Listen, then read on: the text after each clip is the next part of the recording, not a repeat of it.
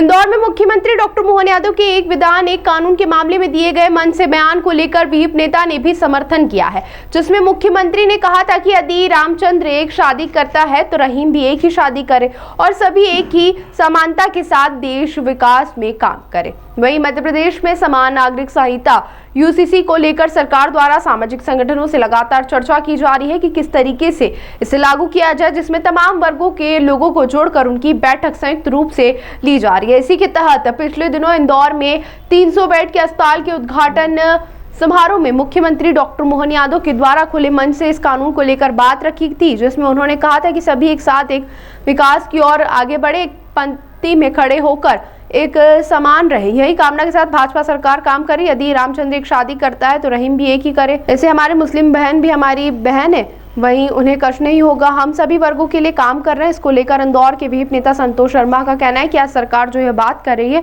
यह वर्षों से हिंदू संगठन करता आया है कि सभी एक समान रूप से रहें, जबकि पिछले 50 वर्षों की सरकार में हमारे विद्यालय गुरुकुल बदलकर मॉडर्न स्कूल की ओर बढ़ गए, लेकिन जो विशेष वर्ग से जुड़े हुए शिक्षण संस्था थे वह आज भी वही पर स्थित है।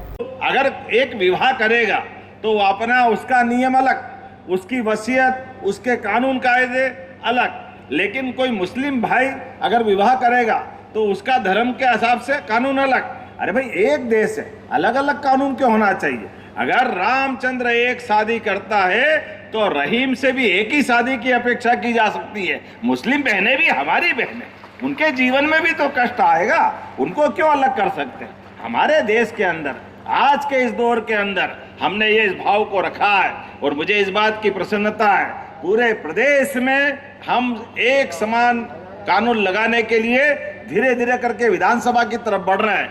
आज केवल आपको जानकारी बताना चाहूँगा, इस कानून को वैसे तो हम अपने विधानसभा में चुपचाप भी पारित कर सकते थे, लेकिन हमने 55 जिलों 10 संभाग के अंदर समिति के माध्यम से सुप्रीम कोर्ट की पूर्व जस्टिस की अध्यक्षता में कमेटी बनाई और जनता से सबसे संवाद करते हुए सुझाव मांगने के लिए निकले। उन सबके सुझावों का संकलन किया।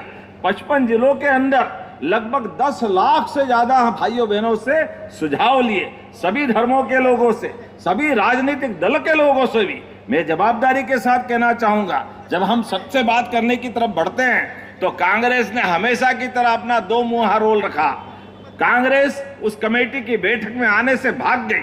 उनने कहा हम अपना कोई मत नहीं बताएंगे, क्योंकि उनके मत में हमेशा हिंदू मुसलमान होता है, वो उनकी निगाह में वोट बैंक का बड़ा चिंता पालते हैं। यही कारण है कि धार की भोजशाला हो या एक समान कानून लगाने वाली बात, दोनों से कांग्रेस मुंह चुराने का काम करती है। ऐसे में पता नहीं क्या चक्कर है। सनातन संस्कृति के लिए राजा भोज की नगरी धार के अंदर भी हमने कहा भोजशाला का वो स्थान न्यायालय में है और न्यायालय के निर्णय का पालन कराने के लिए हमारी सरकार प्रतिबद्ध है। जो न्यायालय निर्णय करेगी हम सिर आंखों पर उस निर्णय को पालन करने के लिए आगे बढ़े, ये हमारी प्रतिबद्धता धार के लिए भी है।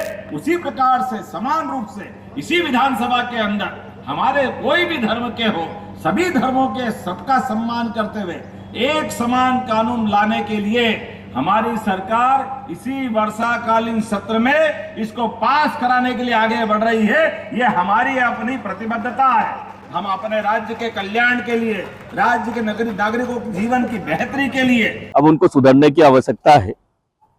उनको समझना पड़ेगा कि समान नागरिकता और समानता क्या होती है और राष्ट्र क्या होता है, राष्ट्र की अखंडता क्या होती है, राष्ट्र की व्यवस्थाएं क्या होती है। केवल महज रिंगटोन अपने फोन में लगाने से कि मैं देश के प्रति वफादार हूं, इससे देश की वफादारी और समानता साबित नहीं होती है। तो समानता साबित करने के लिए सबको एक जाजम पर आना होगा और इस राष्ट्र को एकता के रूप में पिरोना होगा।